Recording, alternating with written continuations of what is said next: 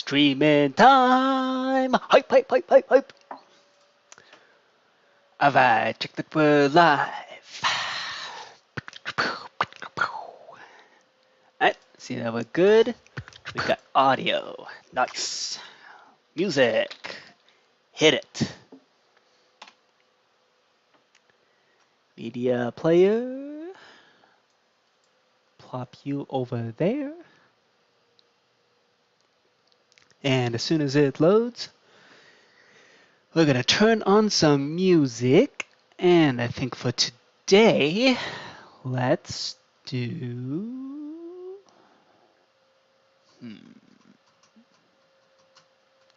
How about some Not Even Once? Why not? Alright. So, today, the idea is we can work on Risk / Castle Risk. And yeah, that's the plan. So, Risk is a very involved game. There's a lot of moving parts. So, this is going to be kind of like the planning stage of just figuring out how we're actually going to do this game. So, at the moment, however, I have a replay mod file that is currently in the process of saving. I'm not about to interrupt that. This is from the Bad Apple 3D printing project. So, we gotta wait for that to finish loading. Before we do anything, well, not really anything, we can still do some planning. So I've already gotten started a little. The first thing that needs to be done is the actual, basically, throwing the dice. So the idea is this. When a player is making an attack or making a defense, they will be given actual dice items, which they can then right-click to basically act as throwing the dice.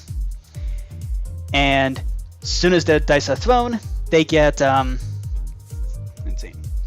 As soon as the dice are thrown, it'll basically roll the dice. And that's basically what this zthrow dice function more or less does. So for example, the attack dice. What this function does is, if you're throwing one die, then it'll summon a new item display showing that particular die. It'll randomly choose a value between 1 and 6, and then it will rotate that dice based on to show whatever number it is on top. And then store the value as attack 1. And it'll do the same if you're doing attack 2, attack 3, yada yada. So that's the idea. And then of course we're going to spread players here. This is more or less using the same kind of... that way when you throw the dice, you're literally just spraying them all over the ground. So we got that. We've got defense dice. Got a similar idea there. So here's the way that a round is gonna... So this is basically what's gonna happen when we're doing an actual, when we're doing an attack round. Essentially, the attacking player has chosen a place to start from, a place to go to, and has basically said, hey, I'm going to attack this place. At which point, this is the cycle that's going to happen. The attacking and defending players are going to be given dice to roll, and they're gonna roll, and once both players roll, that's when everything's gonna get resolved.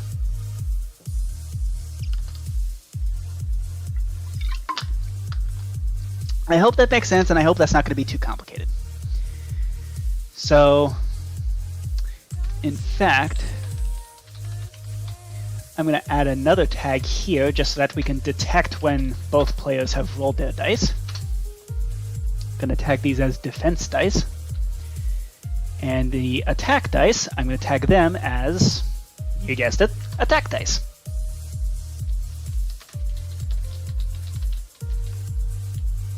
So there we go. Ba-ding, ba-ding, ba-ding, ba-ding. Okay, so the attacking player can choose 1, 2, or 3 dice, up to them. And in fact, they should be given this choice. Basically, they should just be given that choice for anything. So, from there. Oh, here we go. Bad apples saved. Call that day 19. Yeah, this is day 19. Kind of insane. Yeah, this is, we've done 2 24-hour sessions and then an 18-hour session for today. So, very good. Very nice progress on Bad Apple. I think we got at least 10 more days to go. Just based on predictions and based on where the machine is at right now, we've got at least 10 more days. Probably more, considering I've had to slow down the machine since we moved on to the second half. For reasons involving rendering and whatever else, I even installed some mods to try to make the redstone more efficient. And it's definitely helped. Not really that much, but it's... actually, it has helped significantly. It's made it so we can run the game much, much faster. Okay, so while Minecraft Launcher is figuring itself out, let's see if we can do something about... Alright, do that. Alright, let's pop into the Card Game Hub single-player world. And of course, if anybody wants to join the server, they certainly can.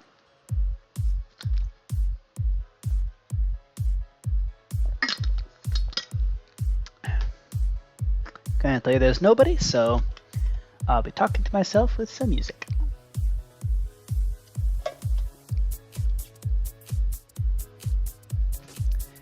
Although, since I'm talking to myself, I've been voice training. I've been, so while the game loads, yep.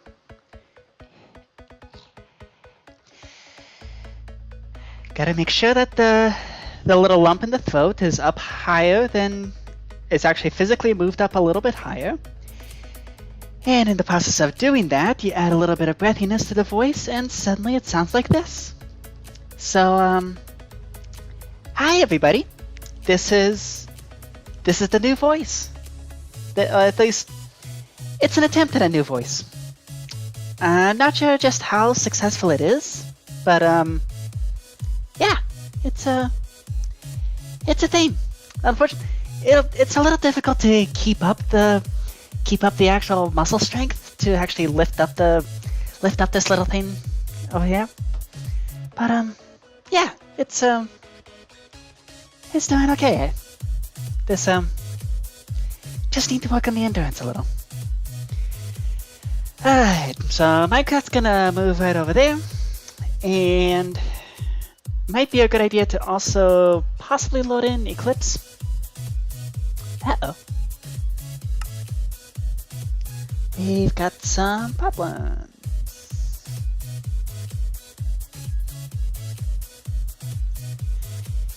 Alright. In the right-click function, we've got line 1. Excuse me. At S. Okay, use token.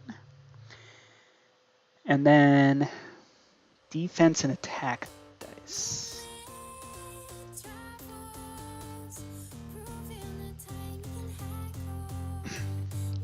Yeah, it's very difficult to keep up. But that's the basic idea. Just higher and lighter and kind of nicer like this. Okay. So what the heck is going on? If items entity at S is web function. Right. Contain weapon.main.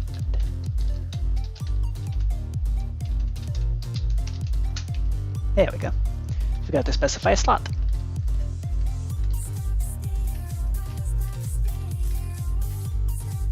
There we go.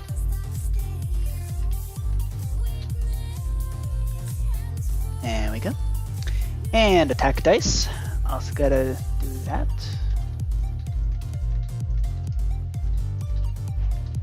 And ding ba-ding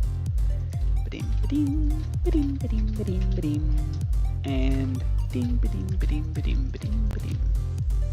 Ba-ding ba-ding ba-ding ba-ding ba-ding ba-ding. Oops. Ba-ding. And ba-ding ba-ding ba-ding ba-ding ba-ding ba-ding. Okay. That should do it. Alright. Now we've got our map. So let's first do data pack, disable tic-tac-toe.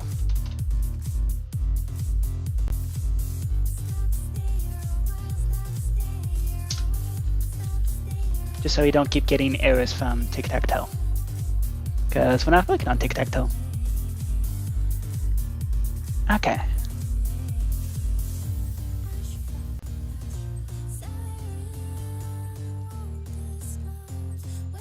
Okay, so looks like the right click is still not completely functioning. So let's try to type that out.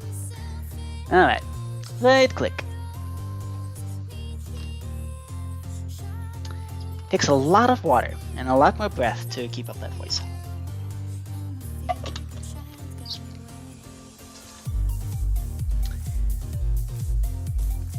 Yep, I kept forgetting the slots. Weapon dot main hand. There we go. Okay, there we go.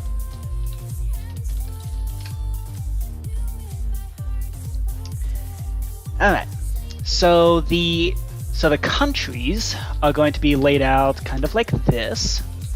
We're gonna have risk. The castle risk generate countries.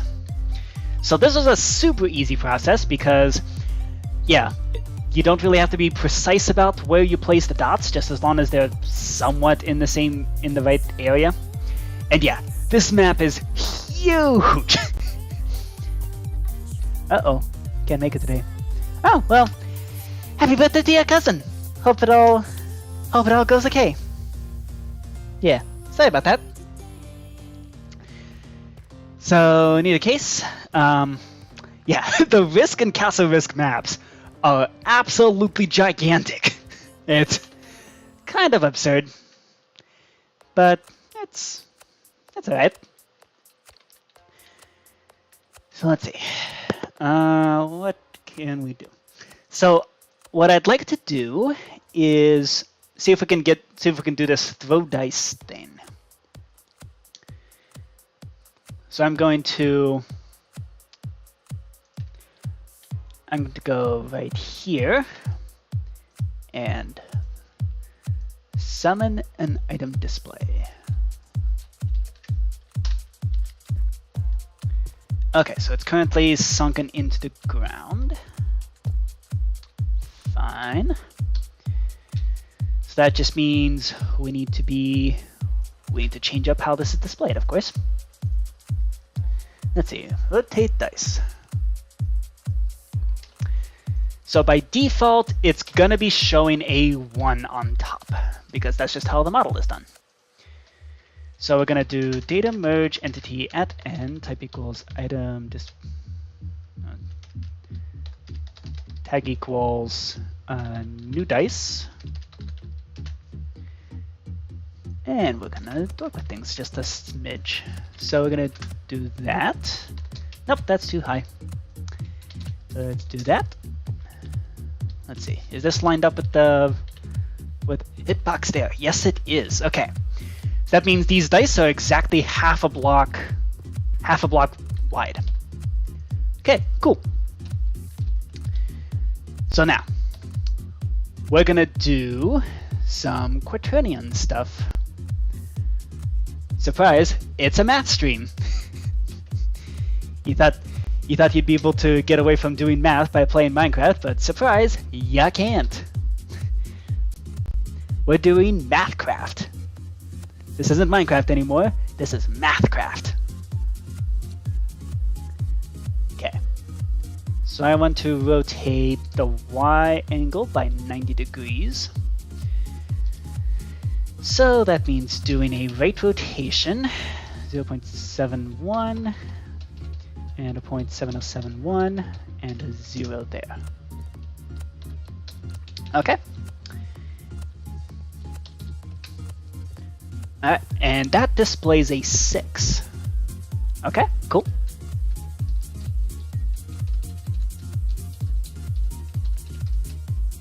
That's a 0, and we do zeros there. Okay. So next up, let's do 180 degrees. So that just means sticking the 1 somewhere else.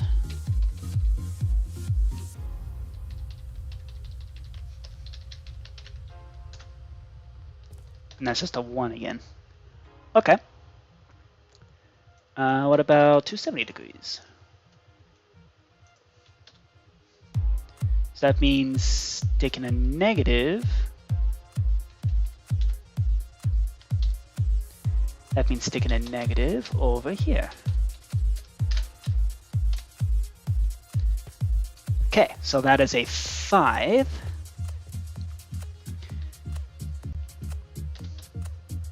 Okay.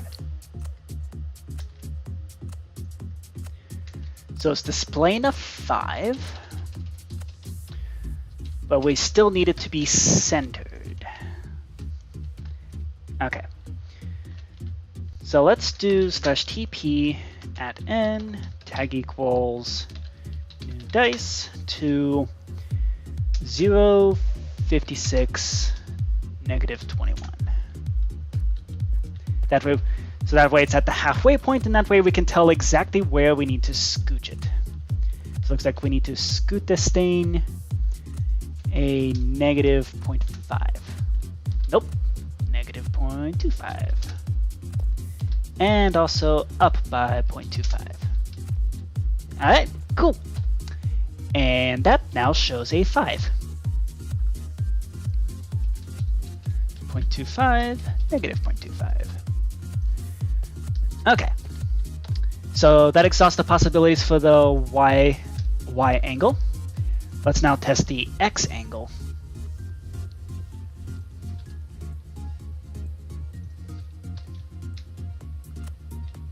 That means doing that. So that shows a 2. Alrighty.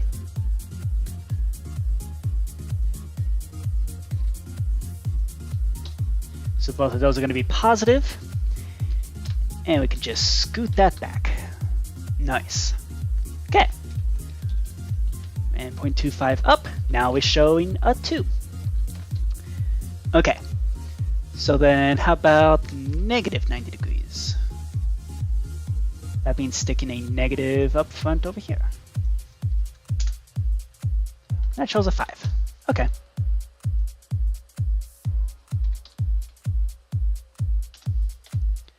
How about 190 degrees in the x direction?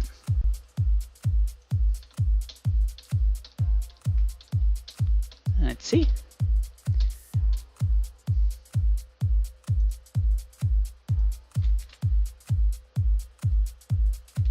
Let's see, so we gotta put the 1 there and a 0 there. And that shows a 6, which we've already done. Okay.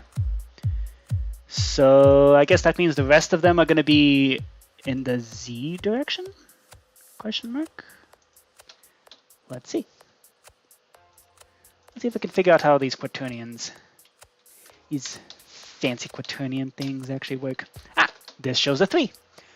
Okay. So we grab this, we stick that in the 3 field. Okay. So we need 0f, 0f. And then here we do a 0.25 and a 0. Nope. Negative 0.25 and a 0. Nice. Okay. 0.25, 0.25. Alrighty.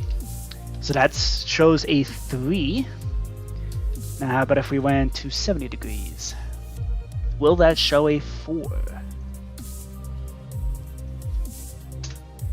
Yes. Okay. Sweet. So we got the negative there. And then we just gotta do one of those. Sweet.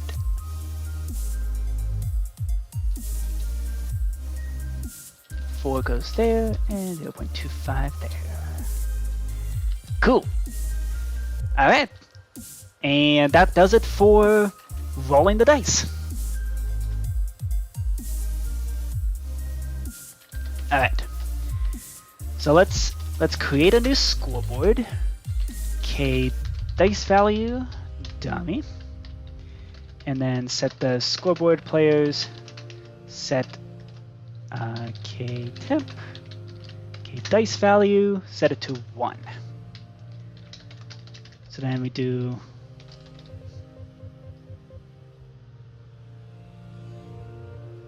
tag equals new dice, run function,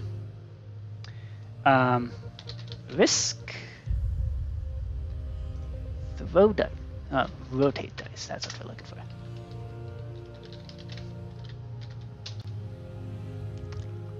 Okay.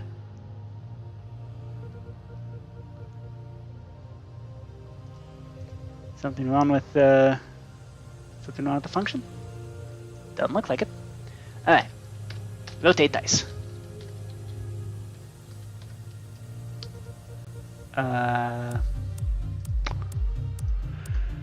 Okay, so why isn't this working?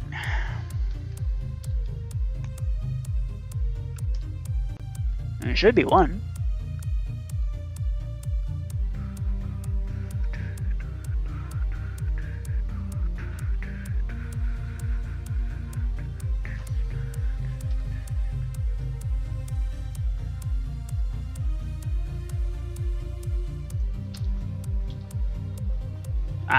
Because I called it new nice instead of new dice. There we go. Cool. And now it's also randomly rotated. Okay, so now let's set the dice value to 2.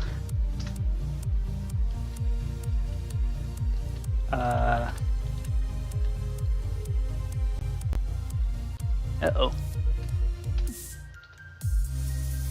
I think we might be a little bit off. Let's see.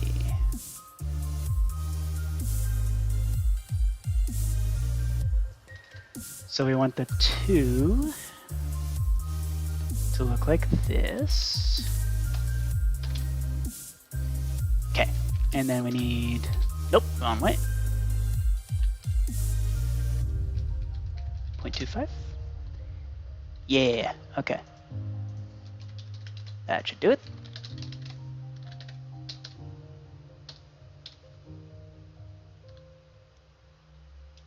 Rotate. Rotate, rotate, rotate. Nice. Alright. And then let's roll a 3.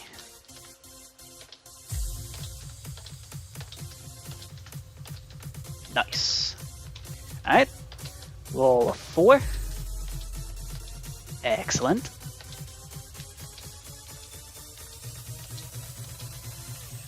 Sweet. Okay. Roll a 5. And yes, it is supposed to look like a creeper. Because it's a 5. Alright, and now roll a 6.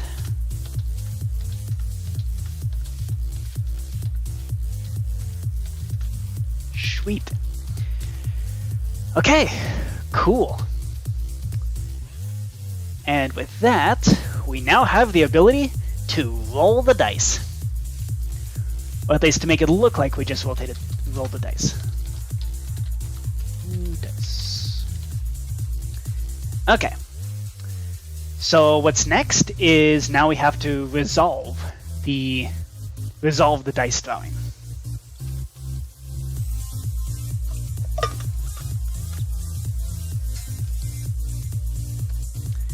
Okay, and to do that, we need to build up the arena just a little bit.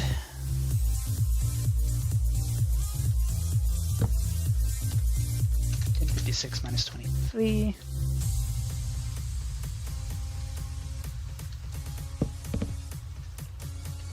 Just a smidge. Let's fill it with nether bricks. Hollow.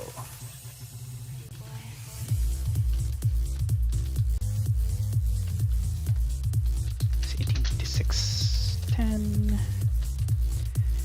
And all the way over to here. And yes, there's going to be a very bland room. That'll just have to do. Okay. Cool.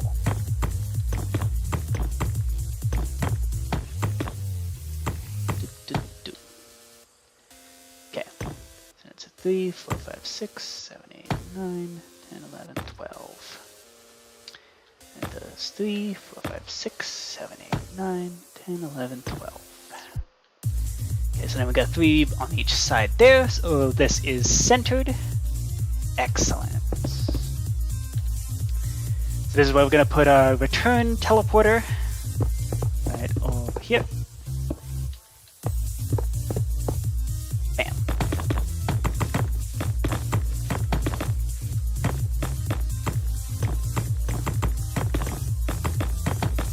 There we go.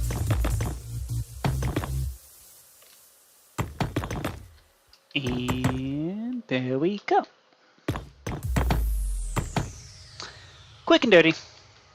It's not very pretty, but it is an arena. At least it gives us something to work with. So I am gonna knock out a big old hole in the wall over here. That way we can do some command blocking stuff. So let's see. So what we should be doing is detecting if we see an attack dice on the ground and we see a defense dice on the ground. Because if both of those exist, that means both players have just made an attack.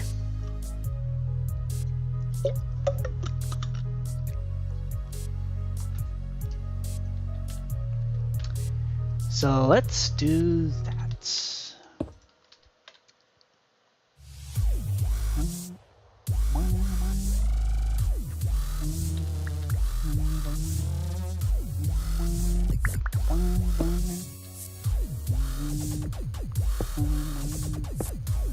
Okay, so the way this is going to work is we're going to have a repeating command block here going execute if entity at E, tag equals attack dice, if entity at E, tag equals defense dice, basically saying if there exists something of each.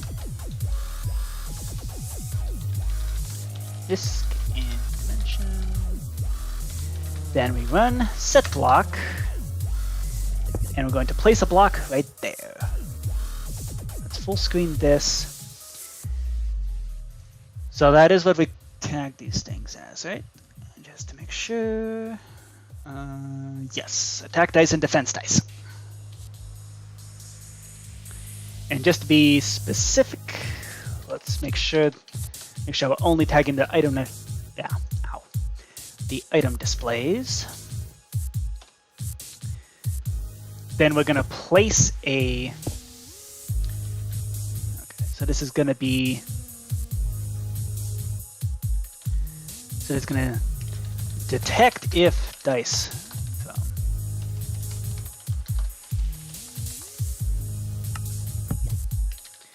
Delay for dice to resolve.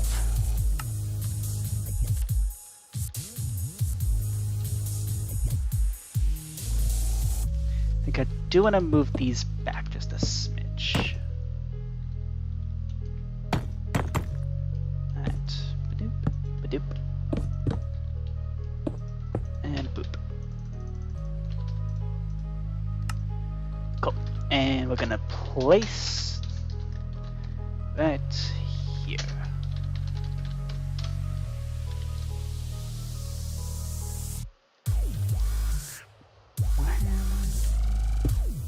Let's see. Is 4 repeaters.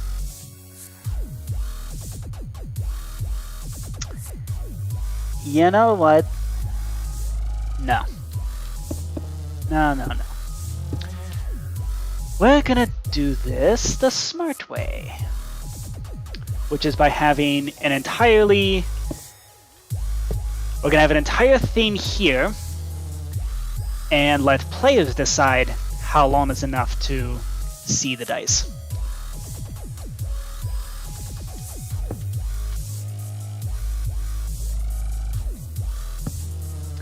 And then here, basically it's the same system that we use to resolve tricks in Hearts and Whisks and all those other games. We're then going to run the function resolve dice. We're going to create that function now. As soon as we do this and we implement a system for the settings.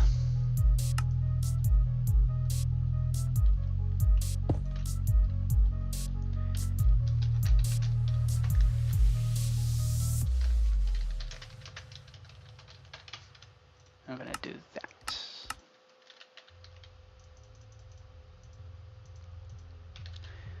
Okay. So then we're going to have a little system for actually doing the thing, doing the resolving dice. Okay. So I know for a fact we have multiple instances of using something like this. Specifically in something such as, let's do Whisks, just because. That's the example that comes to mind right away. Okay, so we have settings, resolve cooldown. Boom. We're going to replace card games Whisks with board games Whisks. Sounds very similar. Okay. And then we're going to change that hopper. 1256 minus 11. Okay, and then for actually resolving all those different things, we'll set up a little hopper system right over here.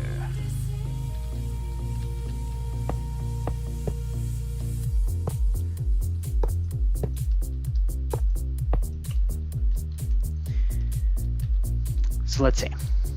What options should we have? Those six seem fine.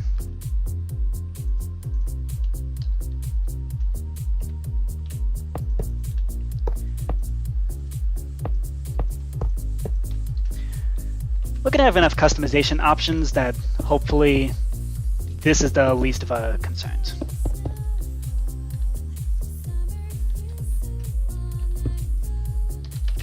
So we're going to do function risk settings resolve cooldown.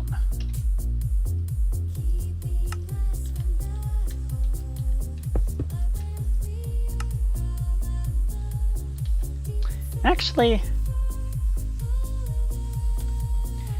let's see. Settings resolve cooldown doesn't actually involve any fancy scoreboard stuff.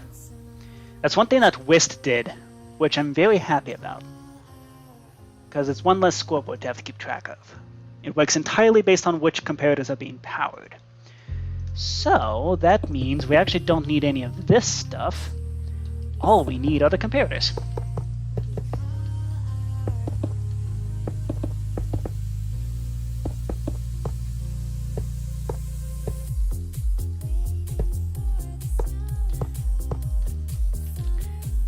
And then the only difference,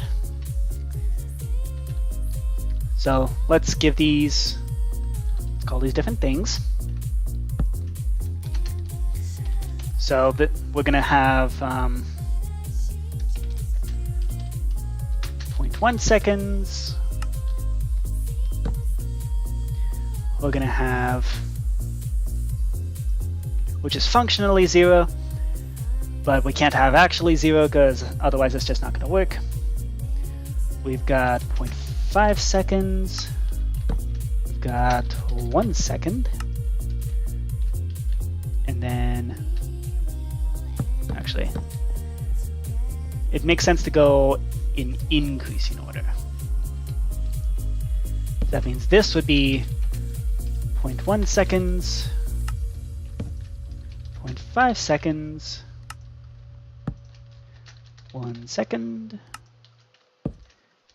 2 seconds, 5 seconds, and 10 seconds. Okay, and now we just load in the actual comparator data. So we just import those coordinates right into here. So we got that. We've got this. This is very much going back to the old steampunk command blocking kind of days,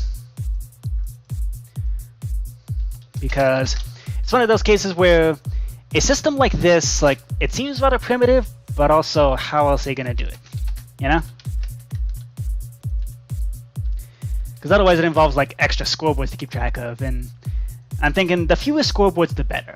There's going to be enough moving parts. There's going to be enough moving parts to have to deal with.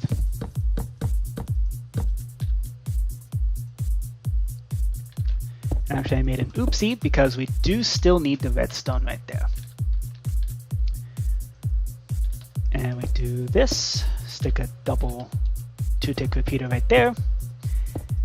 And we place a, actually what we do this. We grab a torch and stick it there.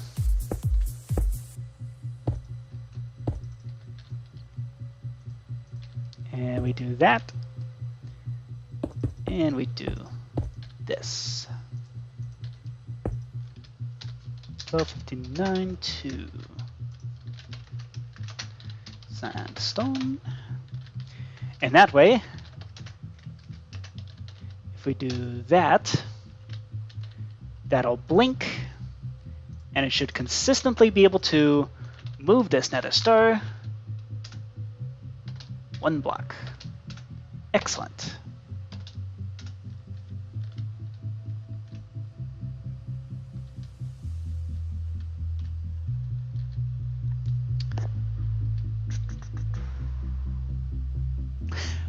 Actually, come to think of it, we do actually need some command blocks. That way it actually updates the signs.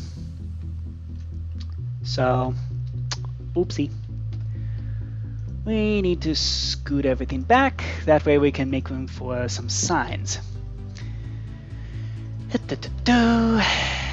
Plop in there. We got a 12.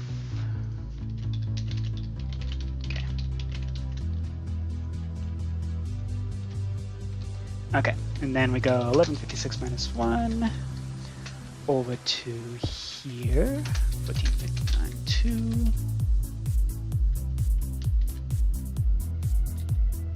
And I'm gonna clone to there, replace move. Nice. Okay. And we're going to place down some blocks there. And then we need to have a sign somewhere inside the arena that basically says, hey, right-click this to change how much time it takes to resolve. So let's see. Time to resolve dice throws. 0.2 seconds. Right-click to change.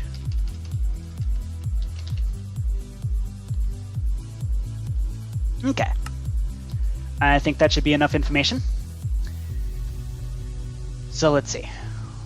Hop into MC Stacker, so that way we can make this sign functional.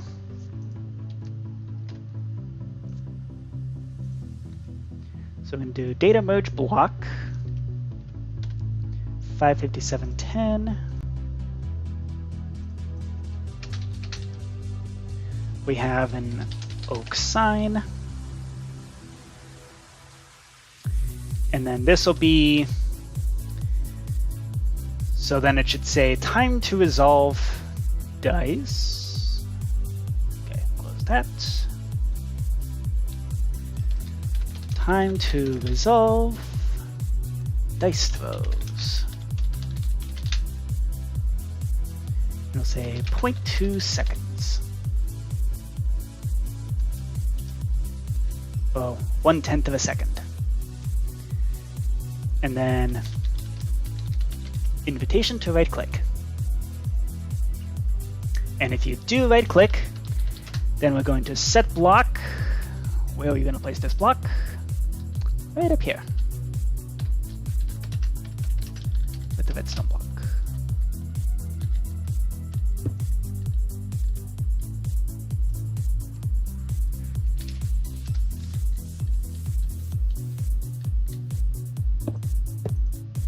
Oop.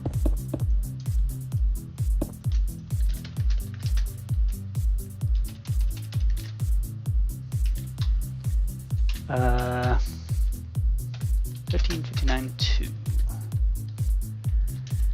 with a sandstone. There we go. Hey, we have a viewer. Welcome. Glad to see you here.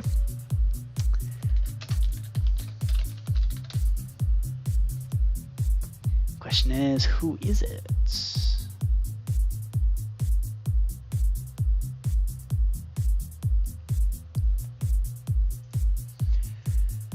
Okay. Base color orange and glowing.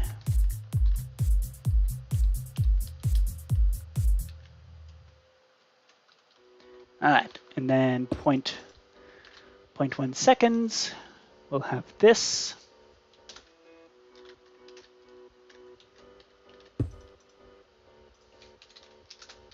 That'll be half a second. 1 second, and then this one will be 2 seconds.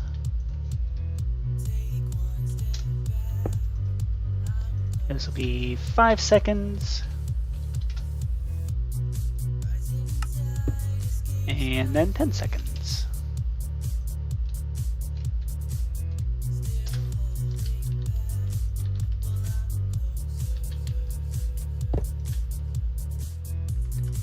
All right, see if that did it. So we got half a second, 1 second, 2 seconds, 5 seconds, 10 seconds, 1/10. Nice. Okay, so 1 second is good enough as a default. So that's all gonna manipulate this particular hopper dropper system, which will decide when the dice get resolved.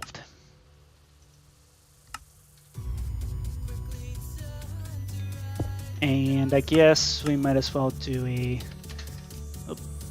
function, risk, settings, resolve cooldown.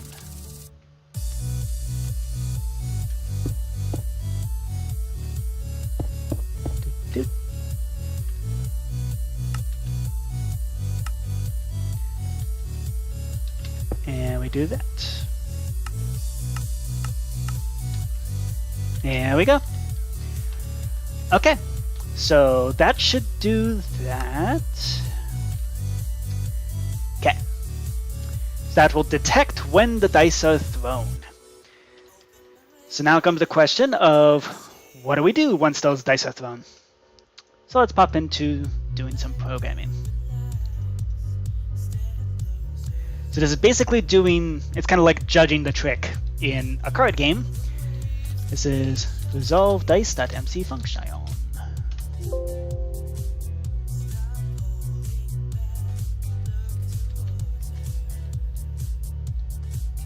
Let's see. Should be called resolve dice, yes.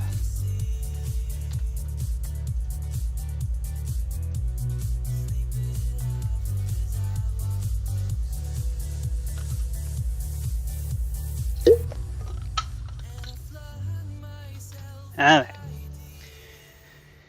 So let's see.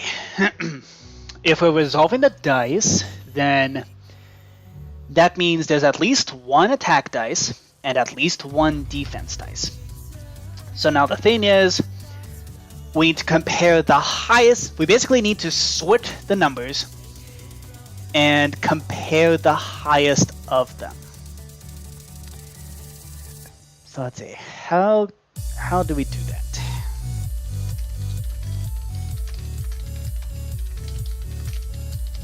So we need to sort the rolls. So let's do objectives add.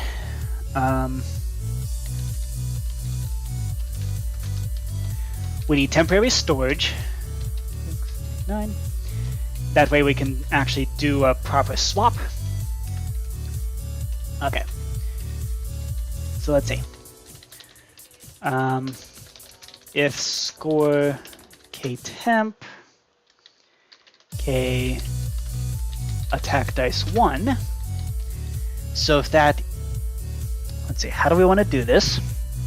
Do we want 1 to be the biggest or 3 to be the biggest? We want 1 to be the biggest because 1 is guaranteed to exist. 2 and 3 not guaranteed. So if attack dice 1 is less than attack dice 2, then we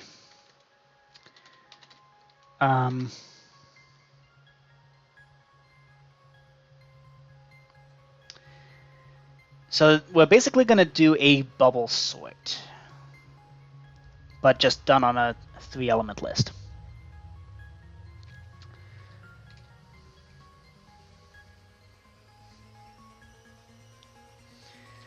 So let's do function risk z throw dice, swap attack 1 and 2,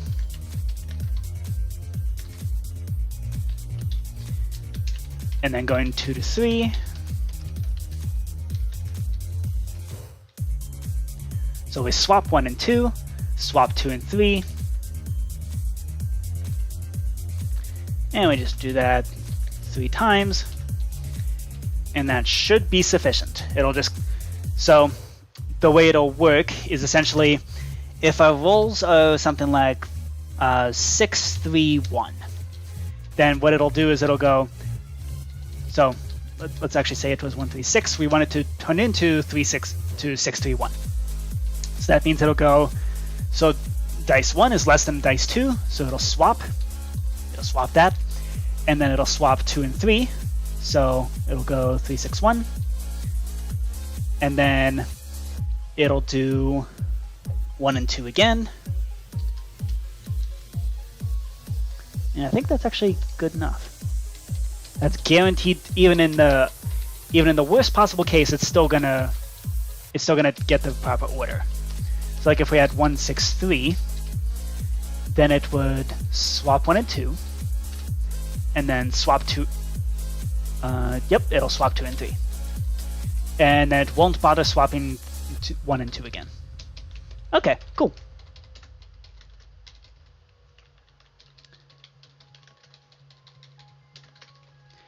And then if defense dice 1 is less than defense dice 2, then we just swap the defense.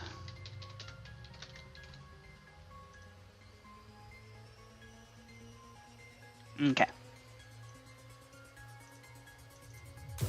So let's do that.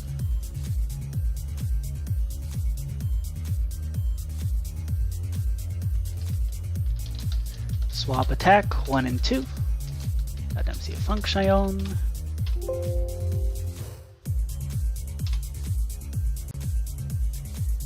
Okay. So first we summon the temporary storage. Then we do scoreboard players operation ktemp k temp store equals ktemp k attack dice 1.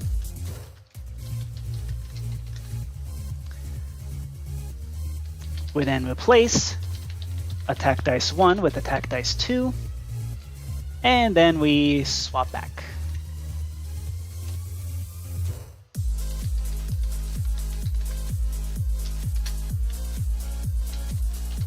Replace attack dice 2 now with the temp storage.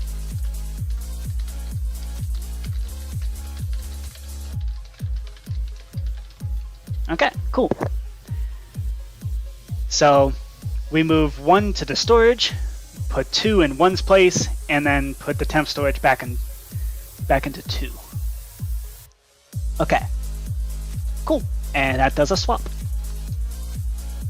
Little switcheroo. And then we gotta just do the same thing for 2 and 3. We do that, and that, and that, and that. So, oops. So just to confirm, we put 2 into the storage, put 3 in the 2's place, and then put the 3 goes, temp store goes into the 3's place. Okay. Come on. Then we have swap defense, 1 and 2.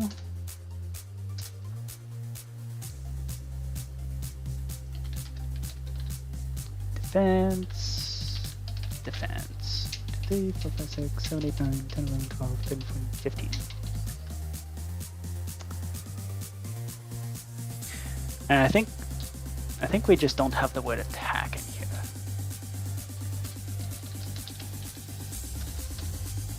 Just replace the word attack with the word defense.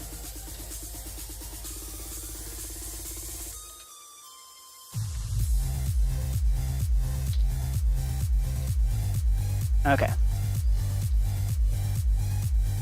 And I'm pretty sure we didn't call these attack 1, 2, and 3.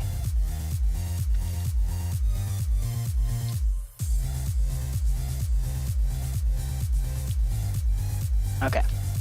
So that means popping into here, opening them both up, and removing the word dice. Okay.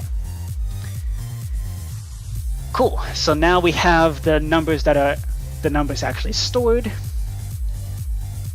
and sorted, so they're ranked in the proper way.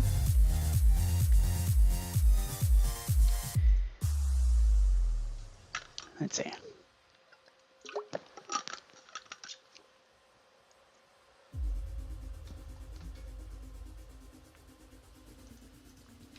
Okay, cool. So that's that. So we just sorted. Okay, so we basically now have a list. That's not really a list, but functionally speaking, it's a list. So we have, now we just compare highest to highest, lowest to lowest. Or highest to highest, next highest to next highest for attack and defense. Actually, we need to do the nuke rules. So we do execute if score k temp k attack 1 matches 1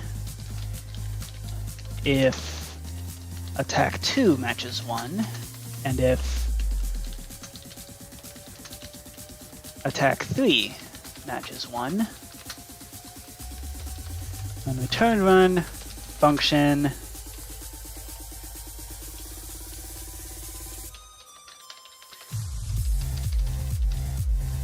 return run, and we do execute as at a, predicate equals risk in dimension, tag equals attack, run function, risk nuke player.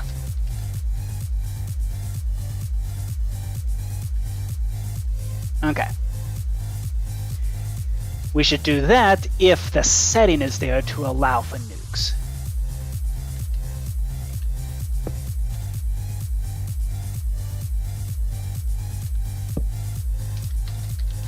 this is allow nukes versus no nukes.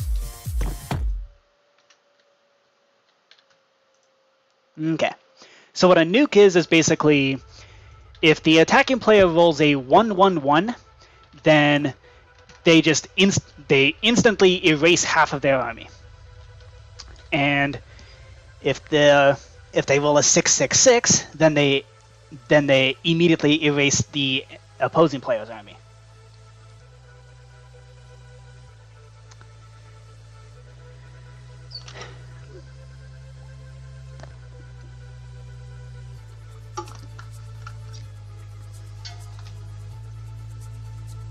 Right. So we're gonna do in board games risk if block 357-13. Then we nuke, and then if it's a 6-6-6,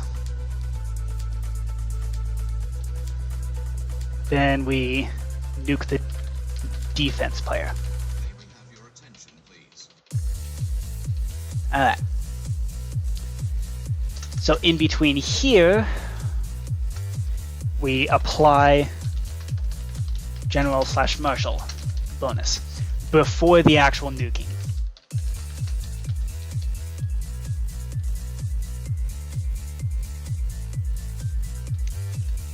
Okay.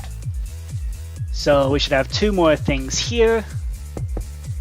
We should just have a whole bunch of different possible board states. So let's see. Over here we have General active. Here we have Marshal active. So what the General and the Marshal do is they basically make it so your highest dice gets a +1 bonus. So a 1 turns into a 2, a 3 turns into a 4, a 6 turns into a 7. It's the only way to possibly roll a 7. So that's cool. So the General Marshal bonus. So then we do execute in board games risk if block 1156-5 is an amethyst block. Then run scoreboard players add k temp k attack 1. Now that everything's sorted, we know that just applying that bonus to number 1 will do the trick. And then for the Marshal, we do the same thing, but for defense. Defense. Okay. So that applies the General/Marshal. And so one thing that could do is you could potentially save yourself from a nuke in the process.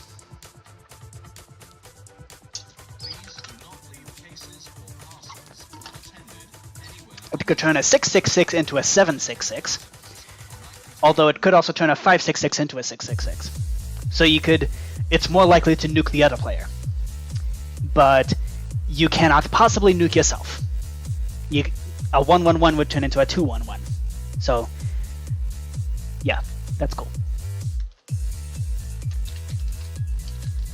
Nuke the players, and then resolve. So let's see how to do this. So we compare top to top and bottom to bottom, or next to next.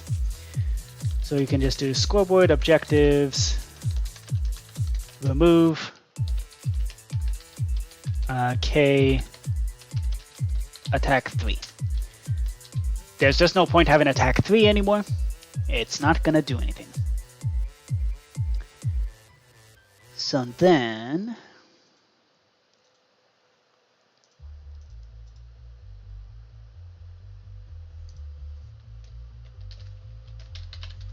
nuke player.mc function. So let's actually just do that now. Scoreboard objectives, add 2 dummy scoreboard players, set Okay, temp 2 to the number 2. And then execute if entity at s tag equals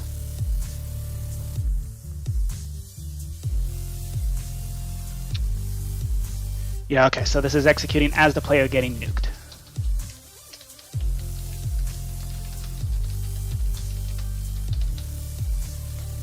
Snowing wanted nuclear weapons in the card game hub. Well, he's about to get them. Snowing, if you're seeing this, I hope you're happy. I'm doing this for you. So, if you are the attacking player, then let's see. Scoreboard players, operation at E, predicate equals risk in dimension, tag equals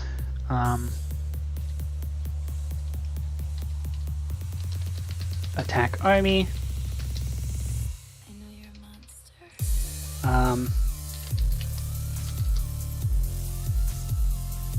Okay, so we need to actually do a scoreboard objectives add K army. That is how many army people you have in a particular country.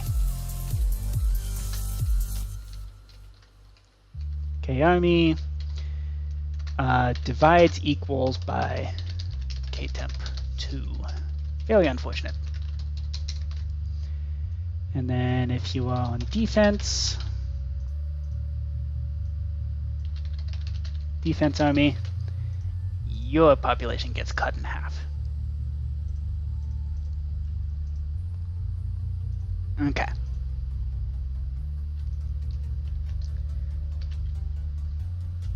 I should add that in in this info file.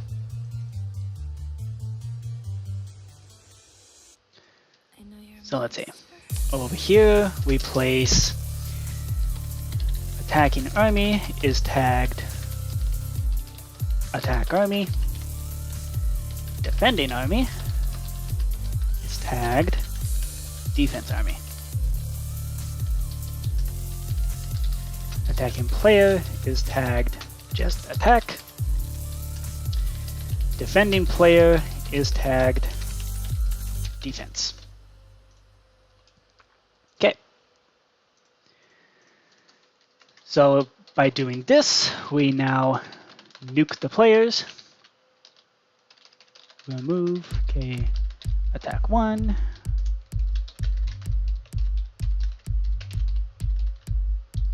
And we can also remove defense 1 and defense 2.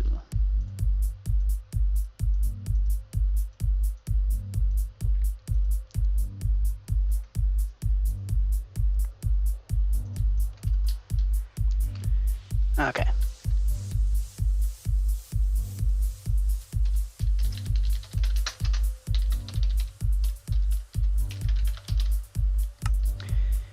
And then a redstone block will kill off whatever the marshal or general. So when a nuke happens, we're just going to automatically kill off the marshal or the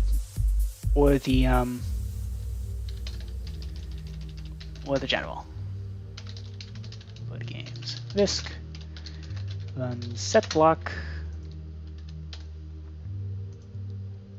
So if you blow up yourself, you also blow up your general.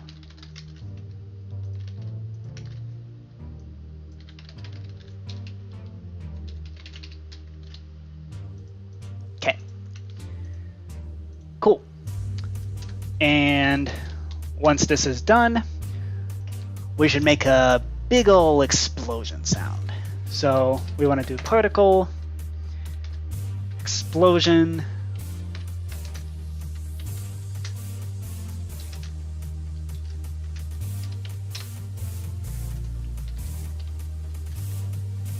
hold up.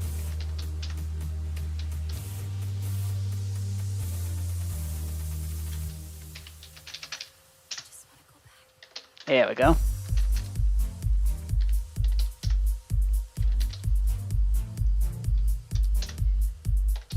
Nice big explosion. There we go. Boom. Just completely annihilated. Okay, cool. So we're going to do that. We're going to do execute at s, run particle. And then we're also going to play sound. Minecraft.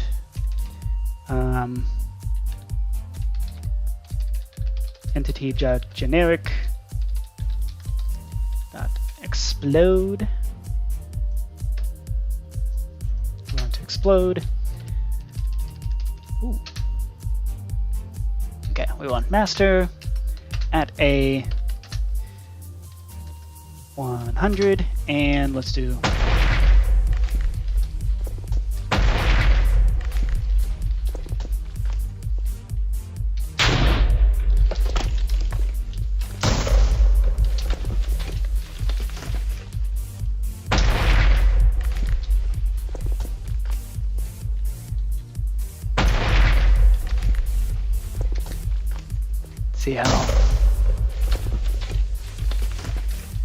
see if we can really. Ooh. Really rattle the speakers there. Alright.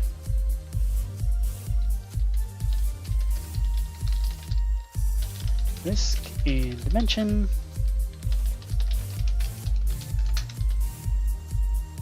Cool.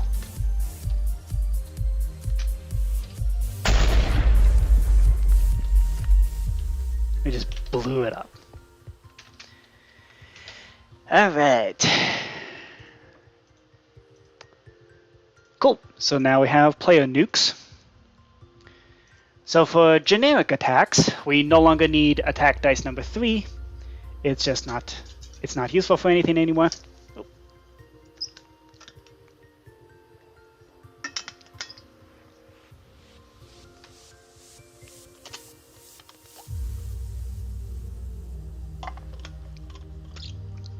So let's see. Execute if score k temp k attack 1 is bigger, then it needs to be exactly bigger. Then we run scoreboard players, remove at E, predicate equals risk, tag equals defense army, K army by 1. So the defense loses 1.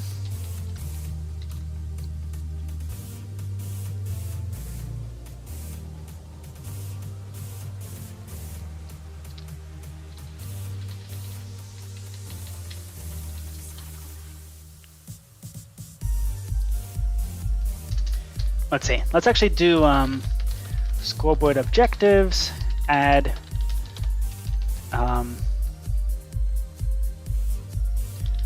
result dummy.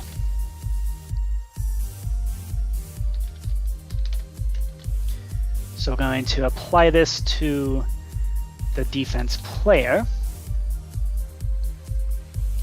And in the process, we're going to also, if this occurs, we're also gonna remove the, I'm gonna kill off the marshal because marshal failed in the task.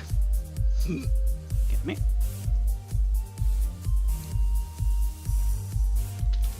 And set block. And board games risk. Run set block 1156-6 with a redstone block.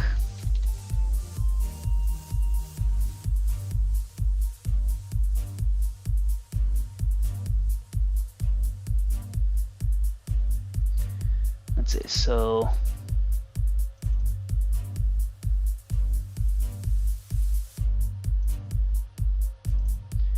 So with the nuke player, yep, got the redstone block. Okay, cool. So this is if attack 1 managed to completely defeat defense 1. Okay, cool.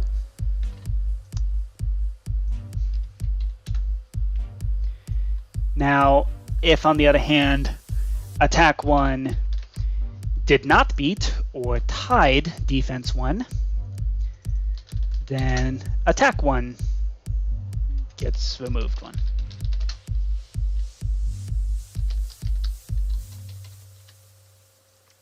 And in that case, we kill off the general instead. So we get that. And then from there, then we take care of the other one. Then defense loses 1. And here,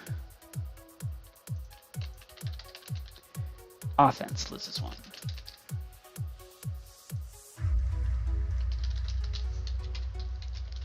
Okay.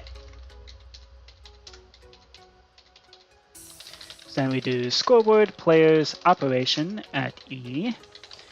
Predicate equals risk in dimension. Tag equals attack army. K army plus equals the attacking player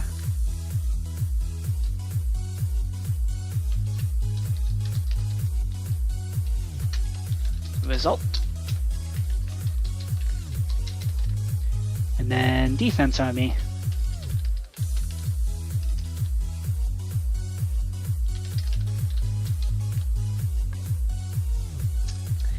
and then we announce what the result was.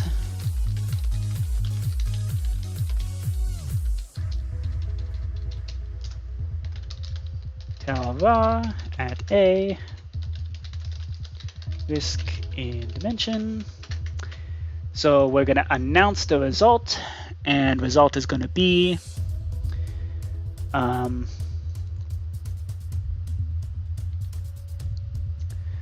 let's select the player who is the attacking player.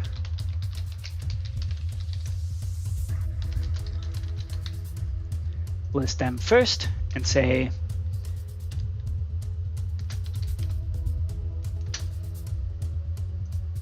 lost how many? Well, they lost this many.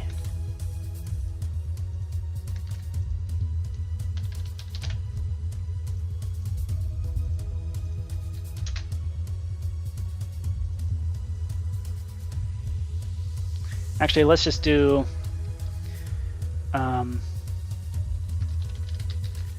attacking army lost this many troops.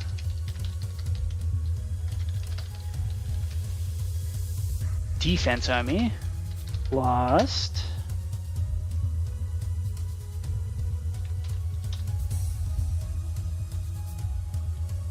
how many? This many. Scoreboard.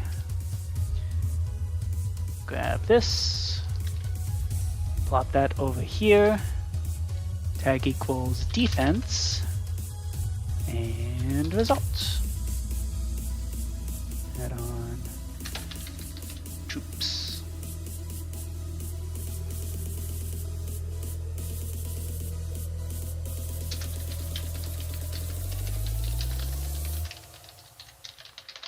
Record equals risk in dimension, result 0. So we start off with 0, and then we subtract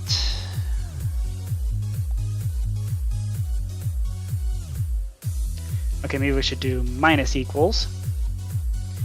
So loss is considered a positive in this particular instance.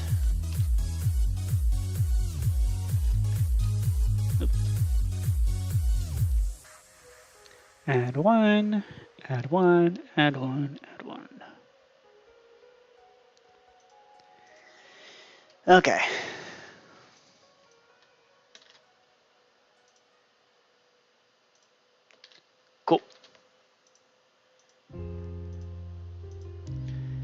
Alright, so this is now the fundamental thing that makes the whole game work, is resolving the dice. The dice rolls.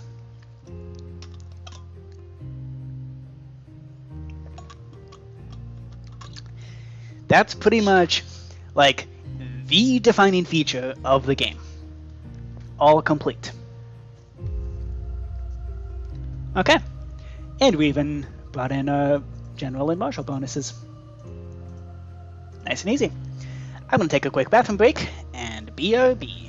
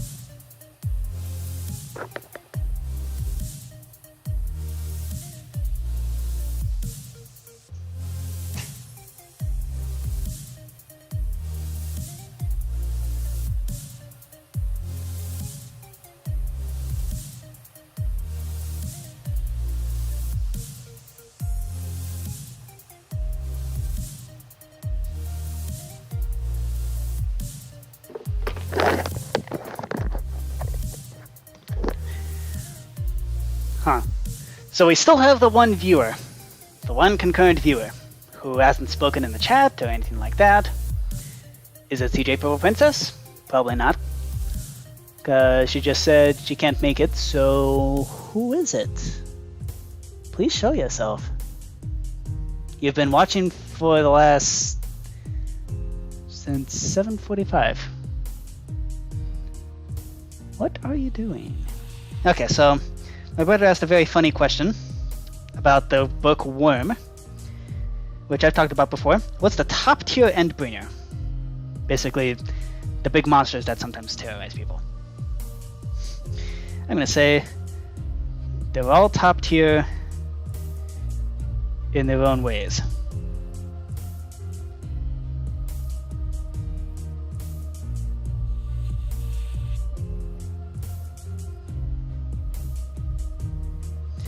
So you have Leviathan, aka Godzilla, can make ocean waves,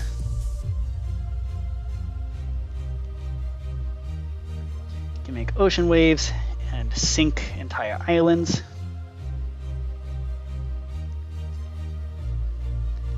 Behemoth is huge and sets fire to everything. Simurge has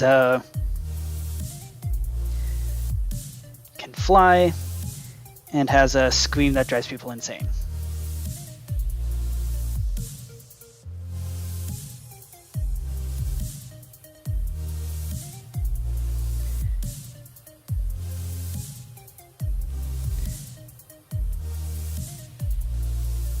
Can fly and has telekinesis and has a scream and predictability. Can fly, has telekinesis, and can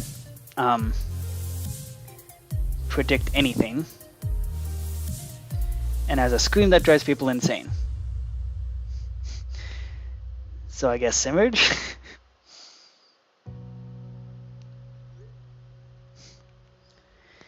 Let's see. So Leviathan can make ocean waves and sink entire islands. Behemoth is huge and sets fire to everything. Simmerge can fly, has telekinesis, can predict anything, and has a scream that drives people insane.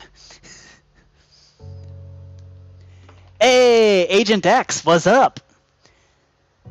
Did you intend to put your to change your name to include your IRL name? I hope not. What's up? How you doing? You want to hop on the server? Play some games? Play some card games? Alright. I'm gonna grab my tea real quick.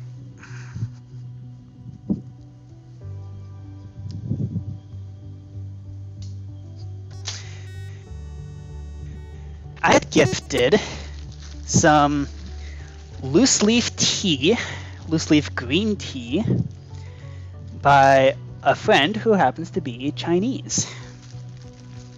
Yeah, while we do that, I'm gonna open up the server. The process of opening the servers gets more and more frustrating every time I do it.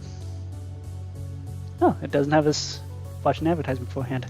So this right here is apparently directly from China, and it's a loose leaf tea, loose leaf green tea. So I don't know if it's gonna be like compatible with the regular teapot.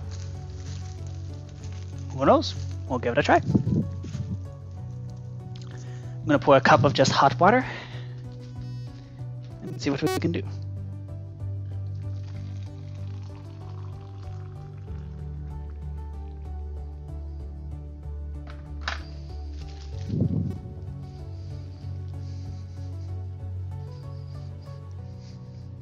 I do like loose leaf tea, however, I don't have the proper materials to actually deal with that stuff. Like, normally what you would have is something called a percolator. It's basically it's kind of like a teapot, except what it does is it like mixes the water with the leaves and makes like a concentrated sort of thing. All right.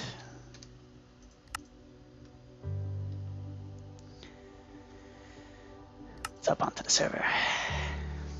So let's see what we can do with this. I got a few different packets. Socket reset. Alright, server is on whenever you want to join. And we can play Tian Len, which is a game that Agent X recommended. I'm going to try half a packet for now. See just how strong it is.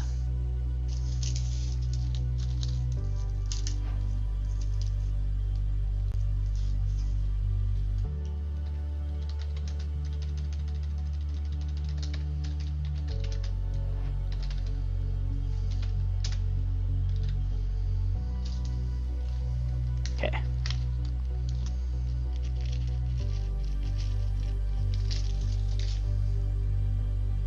Alright. Let's start with half a pack and see what's up. Hey, Braveheart, what's up? Where are you?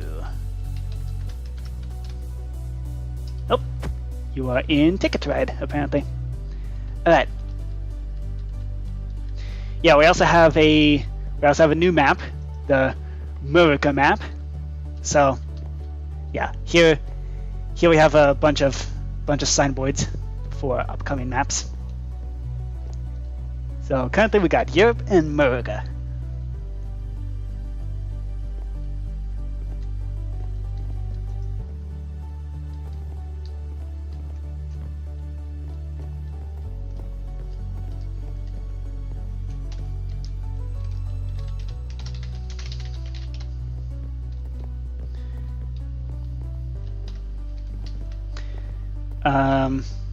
Technically you can change it mid-game, but it's kind of pointless too. So, and actually, so fun thing is, all that this signboard really does is it changes what the map itself looks like. The actual cities and stuff, like they just get spawned in at the very start of the game. So once the cities spawn in, you can then swap this all you want, and it's not going to do anything. So even though the cities and the lines will look disconnected from each other, that's actually why the lines are special rectangles that are placed in manually, so that way you can't accidentally dork with things. Yep. But the cities are still the cities, the lines are still the lines. All that really does is change what the map looks like. Alright. Let's pop on over to the card game hub, and let's play some Tianlen. So I will warn you, the arena for this game is very incomplete. As in, I had no idea how to make the arena, so I just didn't bother. So Tianlen's up on the 3rd floor. Yep, that's why it has the sign that says arena needed. And as you'll see, it's not exactly a joke.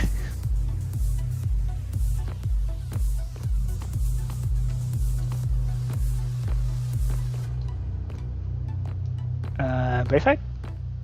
Where'd you go?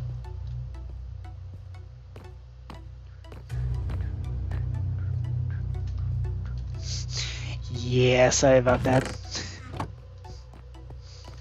So, but I mean, the game is functional. It just, you know, it just doesn't have really an arena. Sorry about that. So anyway, here's the book on how to play. Yeah, it's in progress for the front end, but the back end works just fine.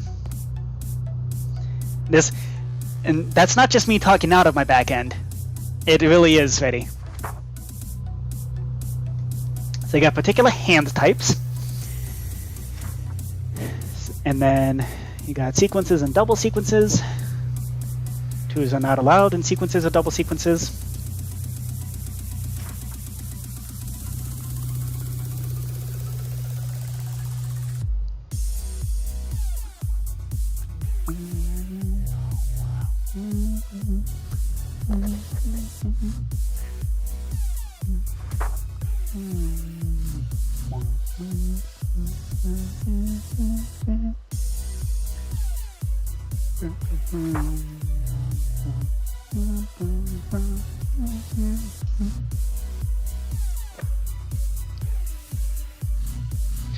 So they're ranked highest to lowest.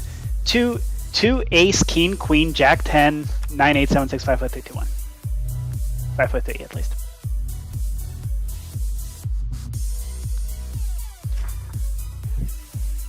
So if a single 2 is visible, you can beat it with a 4 of a kind or a double sequence of at least 3.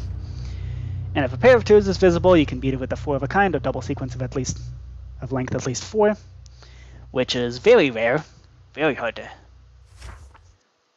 very difficult to find when you beat the 2s in these situations. And then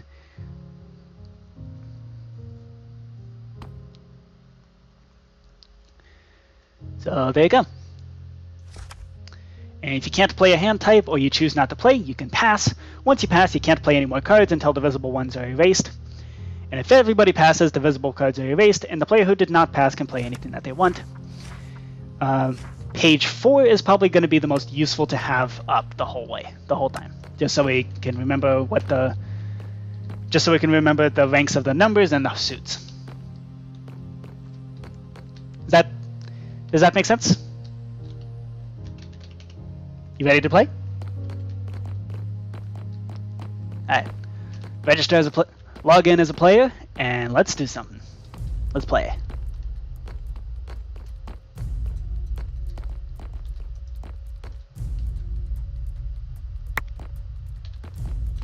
Okay, so looks like I'm the first to play. So I shall play a 3 of spades. Oh, this stupid issue. I don't know why it's doing that. Okay, so anyway.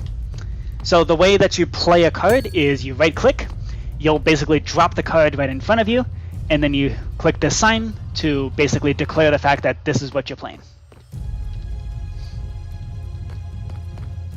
So you need a card that will either be the same as a 3 of spades or will beat a 3 of spades. We can allow ties.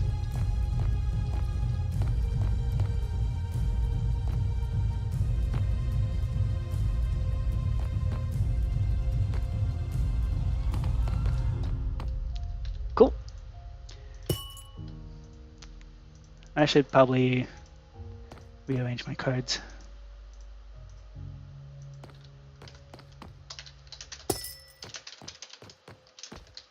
Yep, that's good.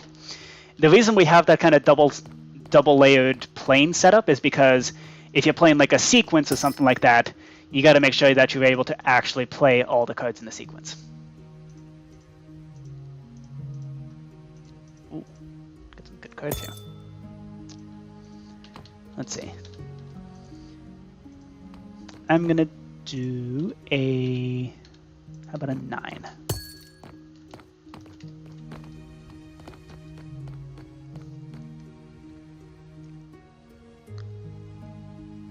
It's too hot.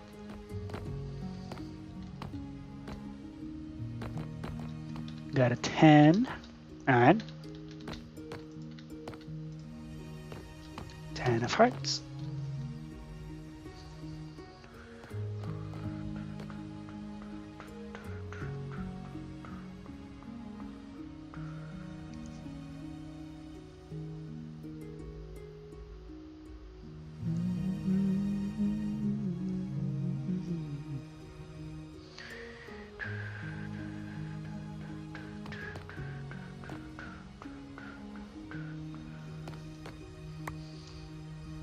You have to play the same hand type. You can't play a pair on top of a single.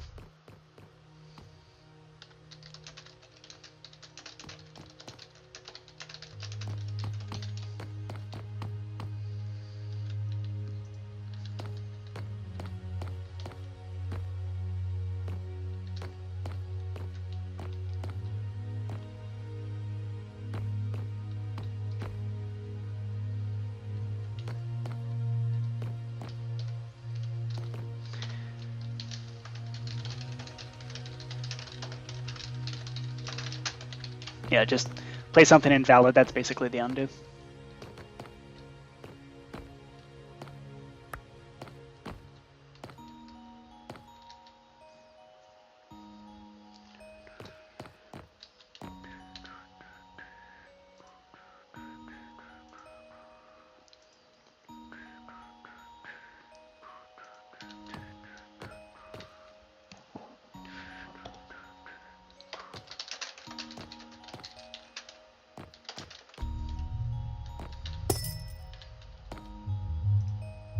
Alright.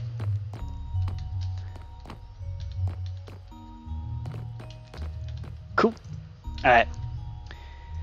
So now I'm going to play my pair of 6s.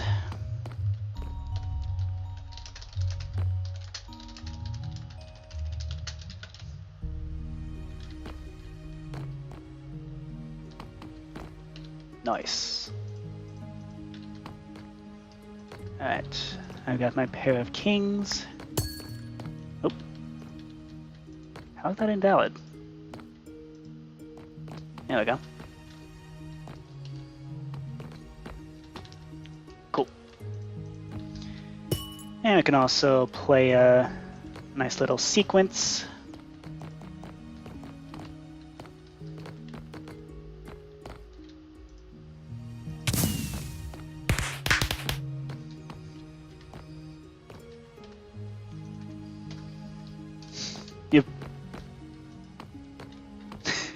Oh, Yippee, you love this game. Yep, this is... yeah,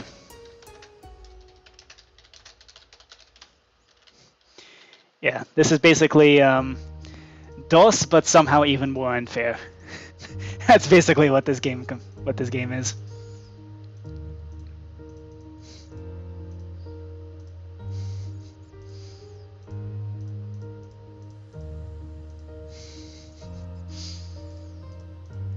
Yeah, the person who passes is at a huge disadvantage. Like an insanely huge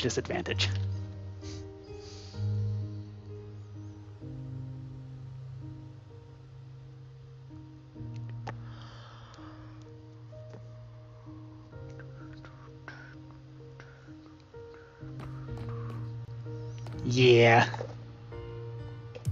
Yup. Yup. It's basically DOS, but more unfair. Vietnamese DOS. That's probably why this game is called Vietcong, because it's all about playing unfair. I guess. I don't know.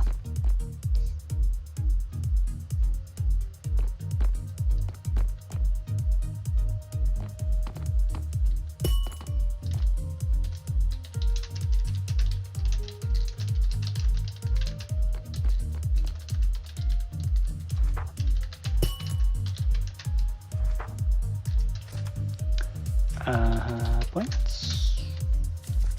I don't know why I just did that.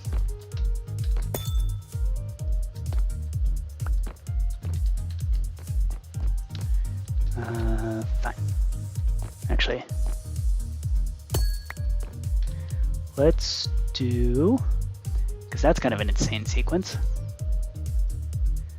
Oof. I kind of want to play this sequence.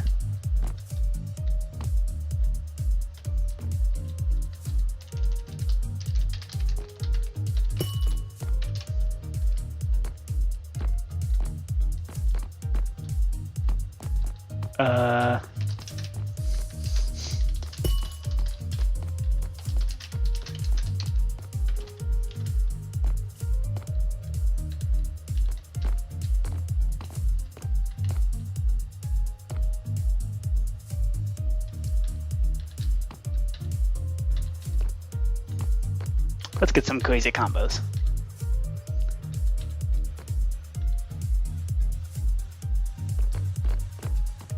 Alright, we got a 3 of a kind. I'm sorry. It's all I'm able to play.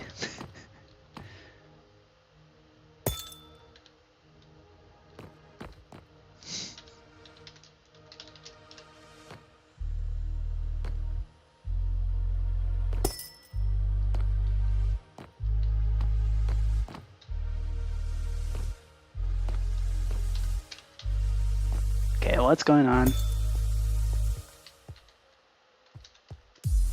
Why is this not working?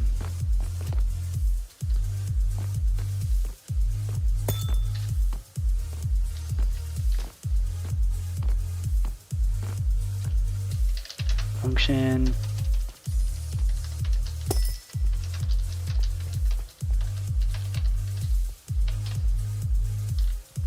Why is it returning 0? You're choosing not to play. What is your problem?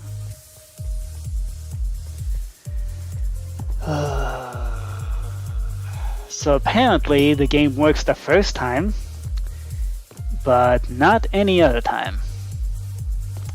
That's fun.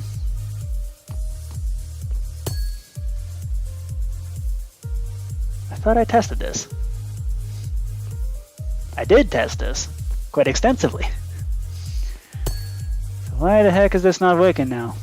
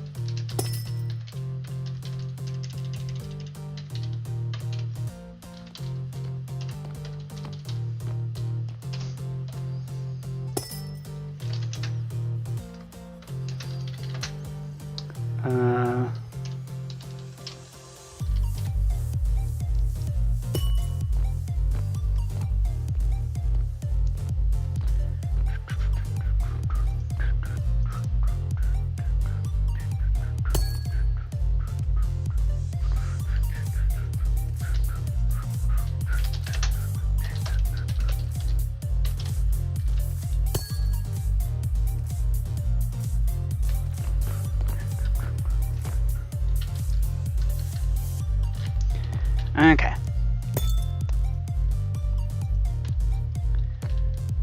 Let's play.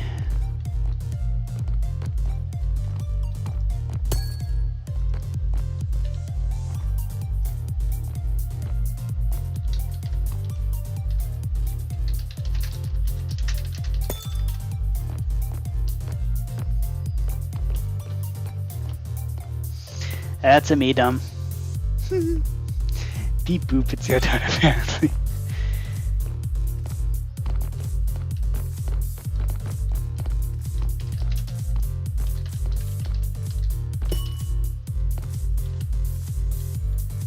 What the heck?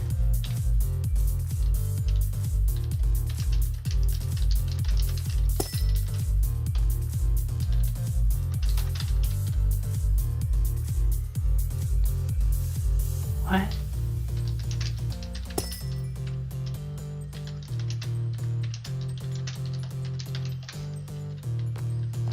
Something's very messed up.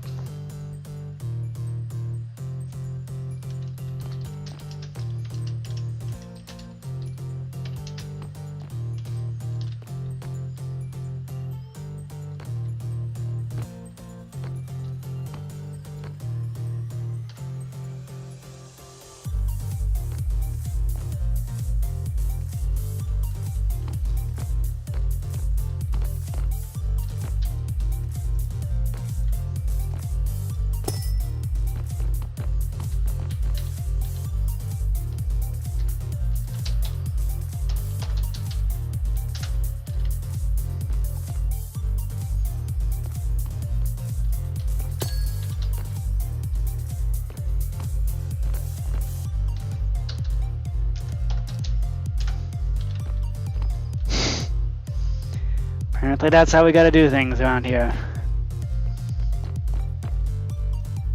I can't play.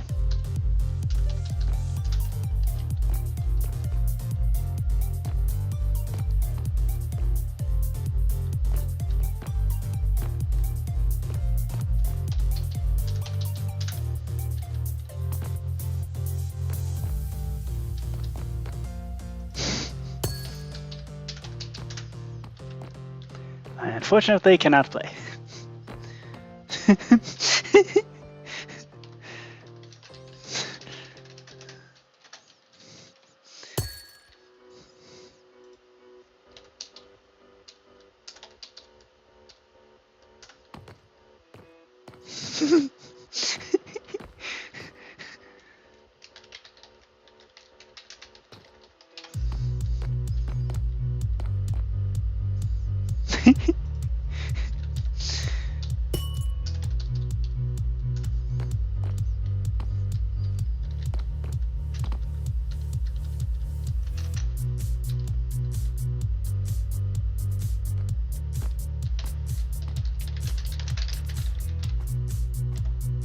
Okay.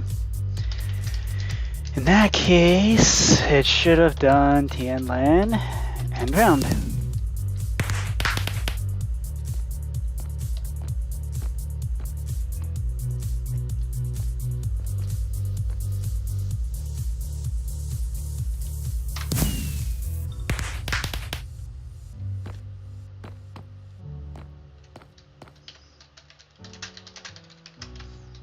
Nope, you won. Reset.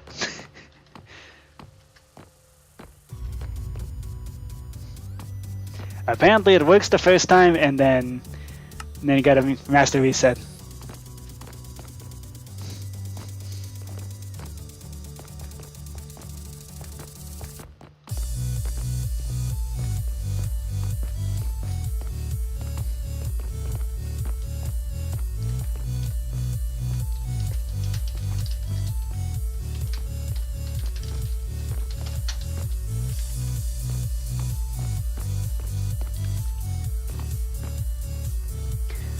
Shall we play again, or shall we do Connect 4? Best of 3. Alright, that sounds good.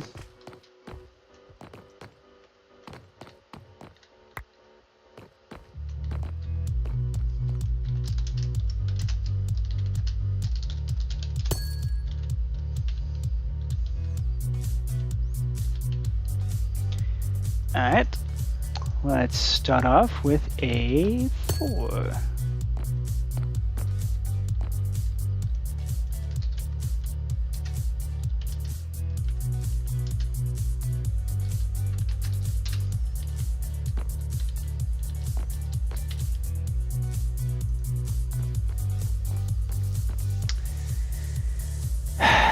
Something is very broken, and I have no idea what.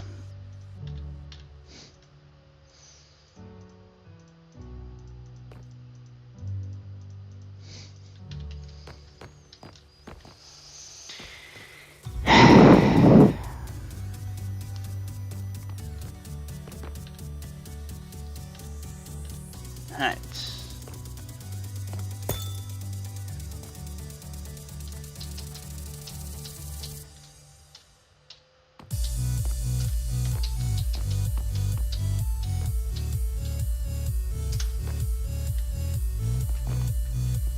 What the heck is going on?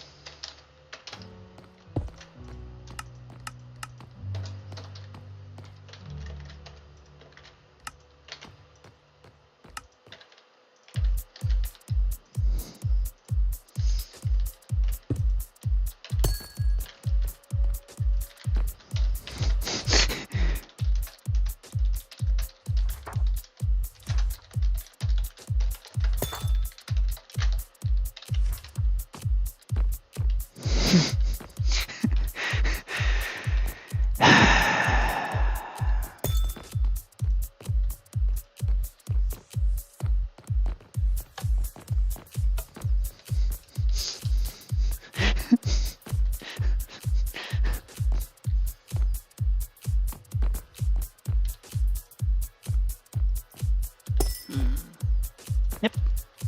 Can't play.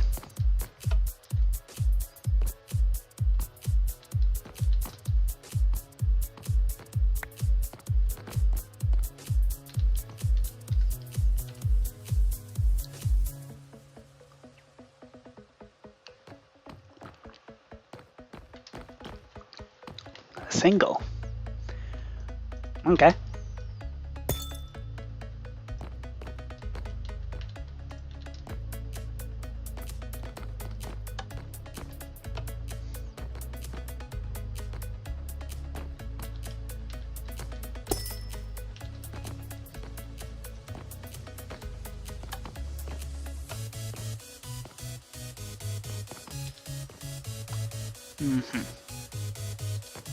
I'm gonna pass.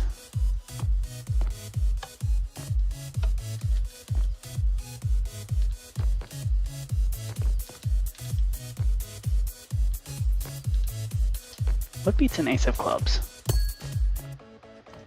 Better than a clubs is a spades. Okay.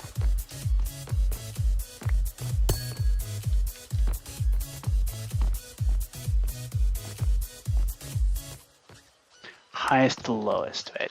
Okay. So the next highest would be diamonds.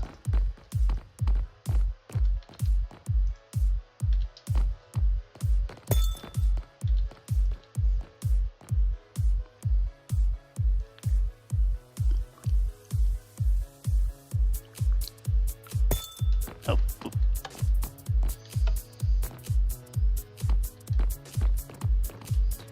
A clubs. I'm gonna pass. Surely you got some combos. Combo, combo, combo. Oh. So in that case, I should have won then.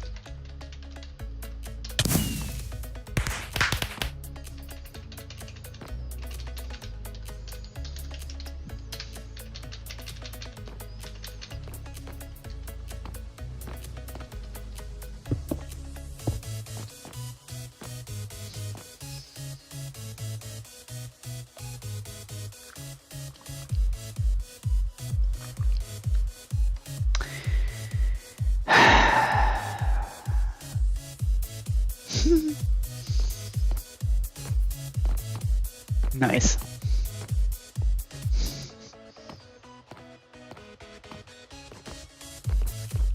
Alright.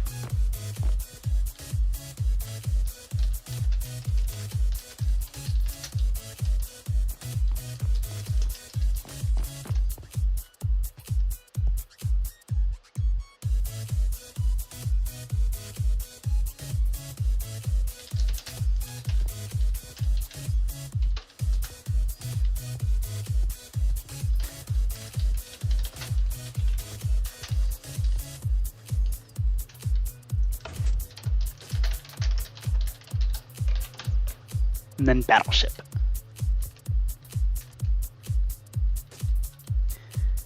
Alright.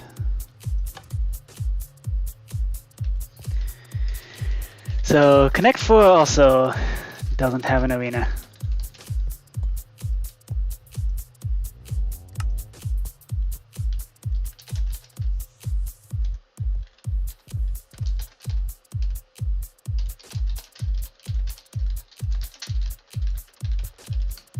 But it should function a little better.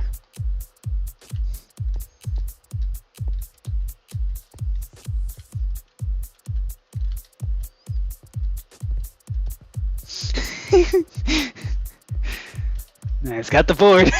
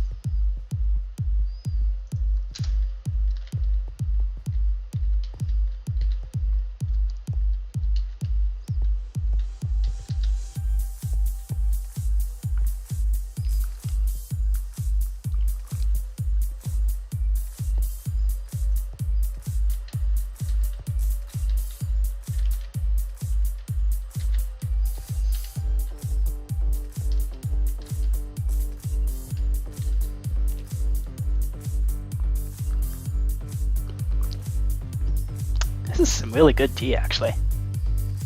This loose leaf green tea.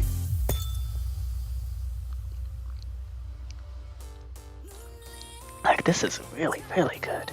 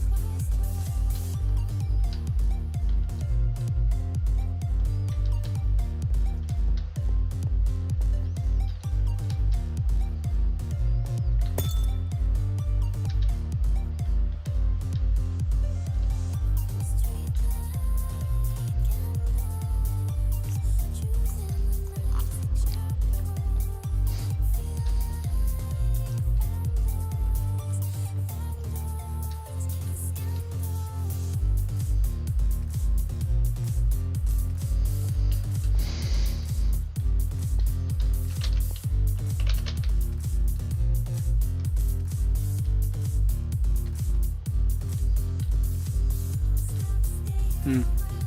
Interesting. Your gamer tag just completely disappears behind all these item displays. Interesting.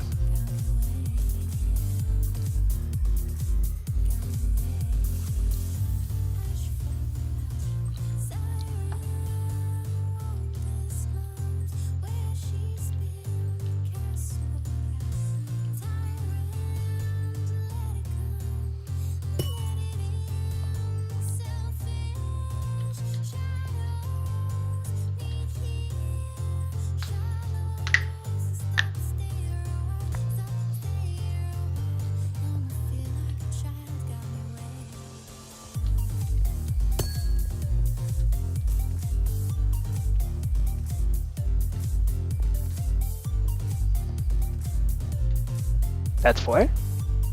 Oh, yeah. Oh, it is.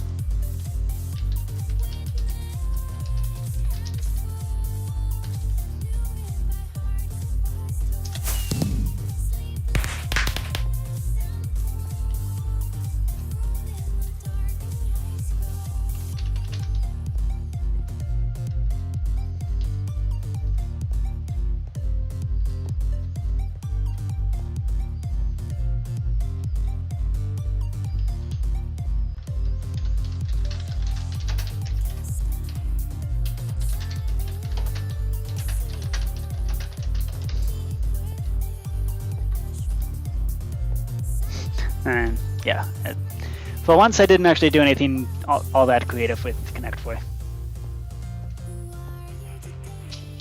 Oh, really?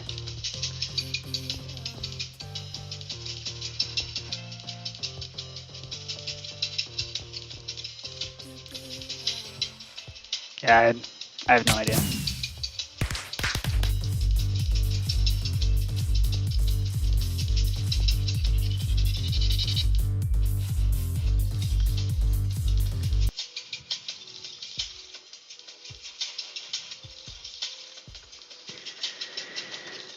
Alright.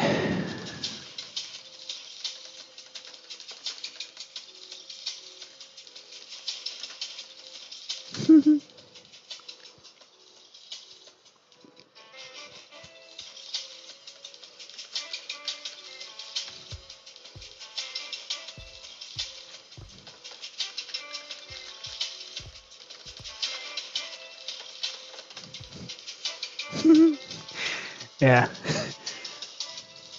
Battleship is actually thought out. Connect 4 very much was not. As if it wasn't obvious.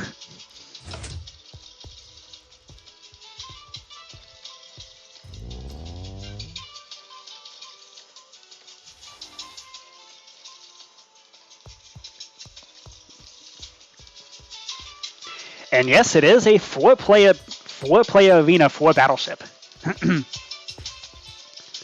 So yeah. Let's not announce which ship was hit, but we do want to announce when a ship is sank.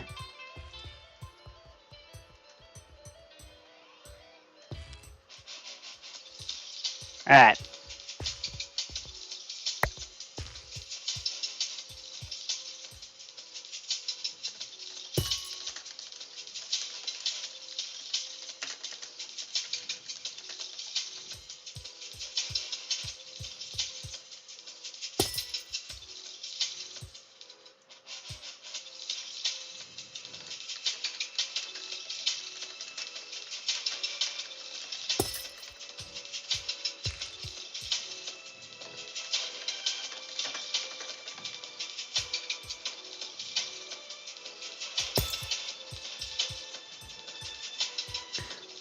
See if we can be sneaky about this placement.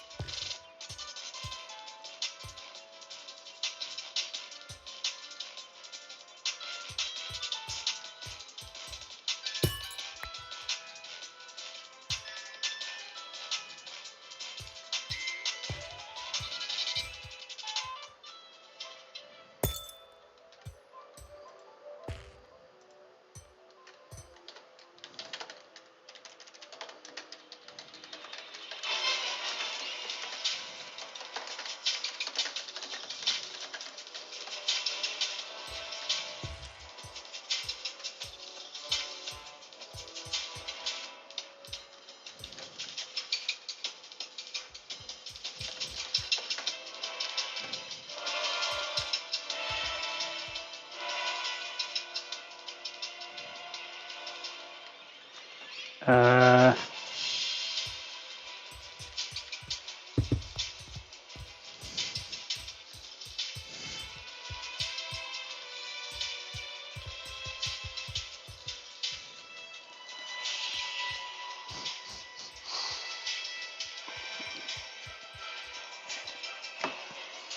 Why the heck did it not place the sign? Did I miss something?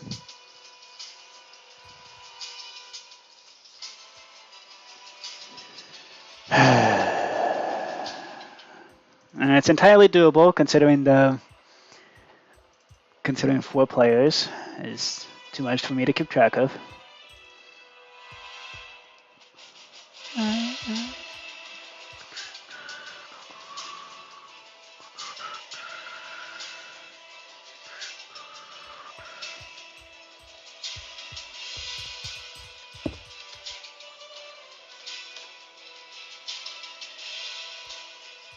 Aha.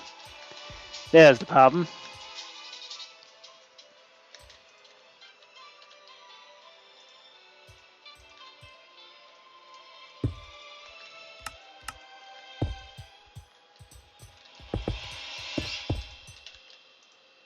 Okay, there we go.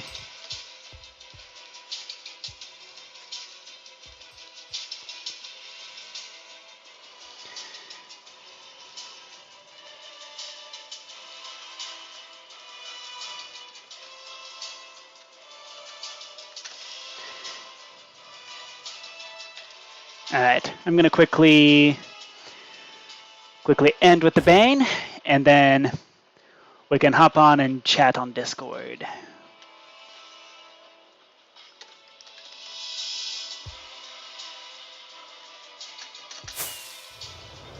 All right. And I'll see y'all next time.